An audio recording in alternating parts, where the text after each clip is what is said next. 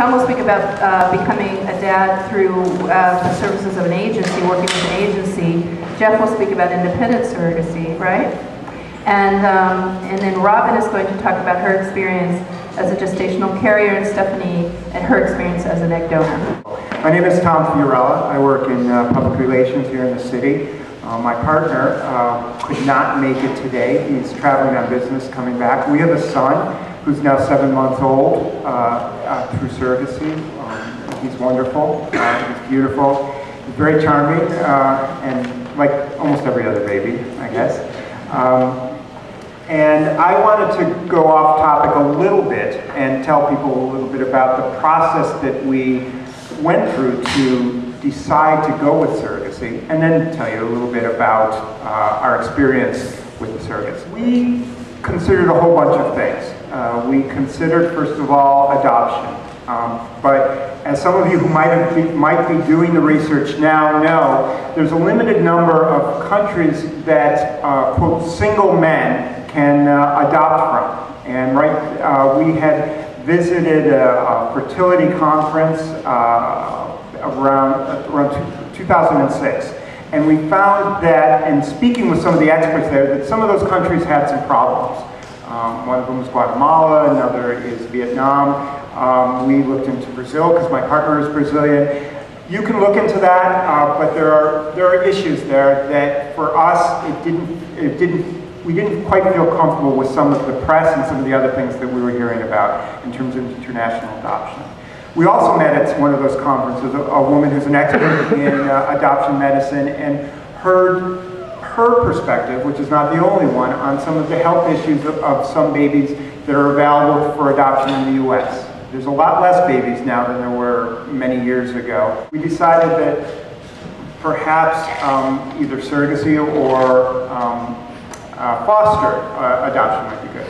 We decided we could afford it. We decided to go with surrogacy, and then the kind of question was, well, what do we do? Do we do agency or independent surrogacy? Or we noticed that it's very complex and that it made sense to go with, as John Wilton mentioned earlier, both people that can work on the psychological side and people that can work on the legal side. When I was talking with a friend earlier a few months ago, the way to kind of sum the process up is that it's the opposite, the exact opposite of being knocked up. You plan, and you plan more, and you deal with details, and it's not a surprise in the sense that it's not the result of some one-night experience. There are numbers and measurements and all sorts of things all sorts of steps that you go through. So for us, choosing an agency was helpful in that. We also felt more comfortable with the gestational surrogate. And you'll actually meet our gestational surrogate in a minute.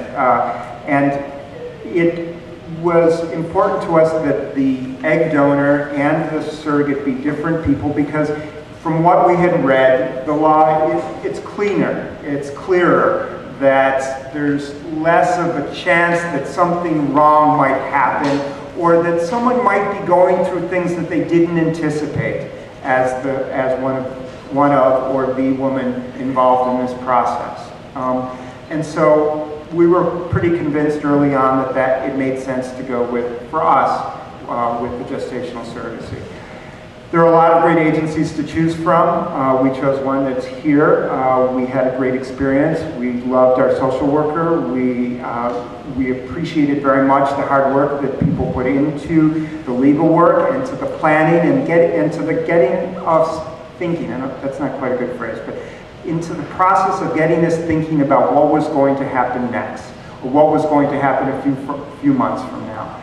And it was great. I would recommend that you interview agencies. It helps to work with those experts and to feel comfortable with them, to have a kind of gut check about their approach to the way that they do their business, and their approach to the surrogates, and their approach to the other parts of it. Now I'll just take you through the process. We signed up with the agency in summer of 2007. We chose an egg donor in the autumn of 2007. And I mentioned to someone earlier that I would suggest, and I don't know if the process can accommodate this, but learning what an egg donor brings to the table. There's a lot that you can hope that the egg donor brings to the table, but there's a lot that they don't. We see our egg donor in our son. We saw a picture of her on her profile from when she was a child.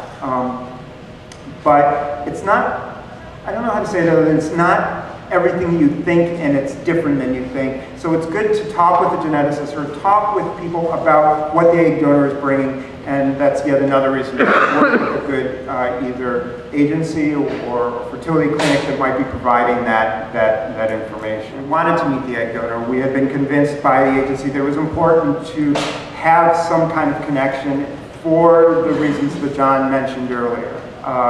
And it was helpful. We met her for lunch one day in the fall of 2007 and liked her a lot. We found her smile captivating. We found her very charming. We appreciated all that she made the effort to do this, and we decided to go with her. We were matched with our surrogate a few months later, by Christmas of 2007, and it came with one caveat, one that we hadn't really thought of, but again, we were glad to be able to talk both with our fertility agency and with our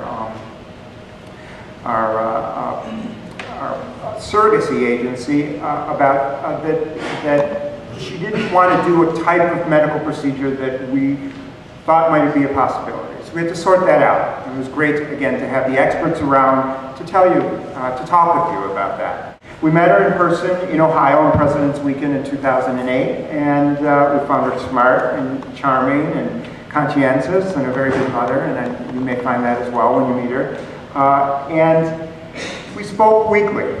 We built a relationship. We got to know her, she got to know us. She's an expert. She has been a nanny before. She's, as I said, a very good mother, and it was great to kind of build a relationship not only between us as adults, but as part of this project of making a child. My partner and I chose to donate sperm. We visited we saw Robin, our surrogate, when she came for her checkup in March. By May, Mother's Day actually, the eggs were deposited, fertilized eggs were deposited in her. I think it was September that we went to Ohio to visit just once during this, before the baby was born, to see the 20-week sonogram.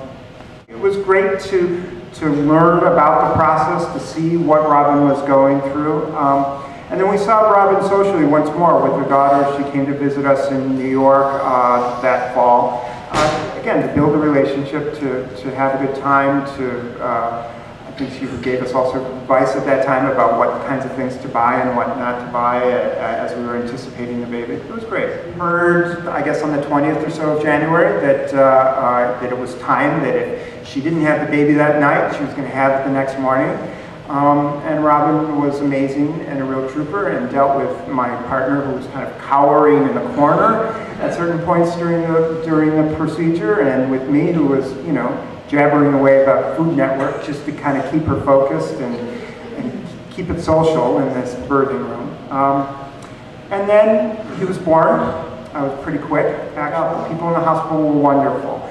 Knew what was happening, and been pre-alerted by our agency as to what was going to happen. The agency had kind of fielded out and found the people that were or made sure that there were people there who were friendly, the social workers that could make this whole process work for us when we were there.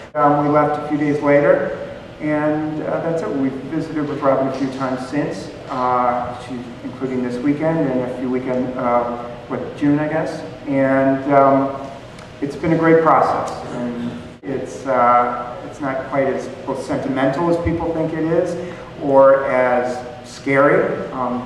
But my suggestion is work with experts and have some patience, and it'll eventually happen. 17 months for us. So, that's it. Thanks.